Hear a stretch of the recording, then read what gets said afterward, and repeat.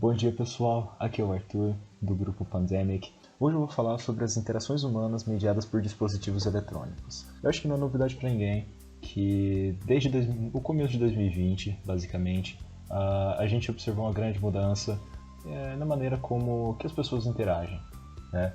A gente não pode mais fazer reuniões presenciais porque a gente vive basicamente com medo de um vírus mortal, com potencial que já demonstrou ser muito letal, então a gente tem que se manter o mais seguro possível. Como que a gente mantém essa segurança? Se distanciando. Por isso que medidas de distanciamento social foram e têm sido tão eficazes em diversos países. No Brasil, a gente pode ver que ainda estamos sofrendo muito com os efeitos da pandemia, ou melhor, com os efeitos do coronavírus, porque infelizmente o povo brasileiro ainda não se adequou à quarentena, ao conceito de quarentena. Ainda é difícil de você garantir que as pessoas fiquem dentro de casa e não tenham um contato exagerado com outras pessoas. Países como, por exemplo, a Austrália, já conseguiram lidar muito bem com a presença do vírus, sendo que desde o final do ano passado, 2020 neste caso, né, estou gravando em 2021, eles já conseguiram lidar com a pandemia.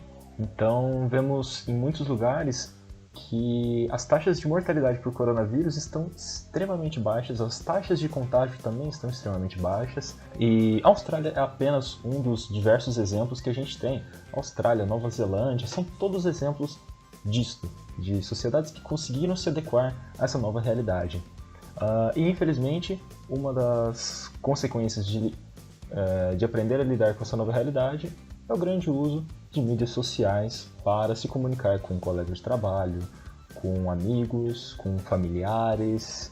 Uma vez que a gente não pode se reunir e também não quer se reunir para nos preservarmos e preservarmos também a saúde de nossos colegas e familiares, então a gente acaba muitas vezes utilizando mídias sociais como Facebook, WhatsApp, Instagram, Skype, Meet, Discord também, para conversarmos com amigos, mandar mensagens, fazermos videochamadas. Apesar disso trazer um grande impacto positivo para nós, de muitas vezes podemos nos conectar com parentes e amigos distantes, ou que a gente jamais conseguiria ter contato neste quesito de pandemia se não fosse por essas redes sociais, torna essa relação diferente. É como se a relação não fosse tão verdadeira, tão legítima quanto presencial.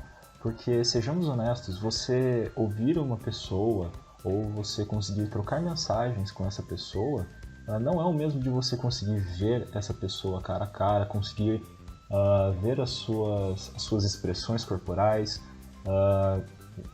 poder sentir sua respiração, o jeito com que está falando precisamente. Todos esses são indícios de como que a pessoa está, como que a pessoa está reagindo à conversa, e muitas vezes apenas por uma ligação de voz é muito difícil de você conseguir perceber essas nuances, e por mensagem é mais complicado ainda, porque por mensagens a gente consegue escrever uma mensagem, antes de enviar, olhar para aquilo lá de novo e falar, poxa, será que eu realmente quero falar isso? Talvez a pessoa não precisa saber disso, ou então talvez eu tenha alguma maneira melhor de me expressar, você apaga e manda de novo, ou você espera um pouco para responder, o que no cara a cara acontece na hora, sem você conseguir pensar muito, que eu costumo chamar de o se vira nos 30.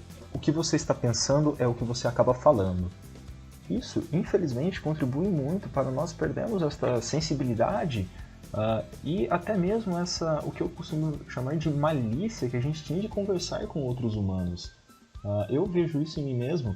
Antes da pandemia, antes de ficar nesse contexto de isolamento social, eu sabia muito melhor conversar com pessoas, principalmente no telefone ou cara a cara. Para mim, interação social não era um problema.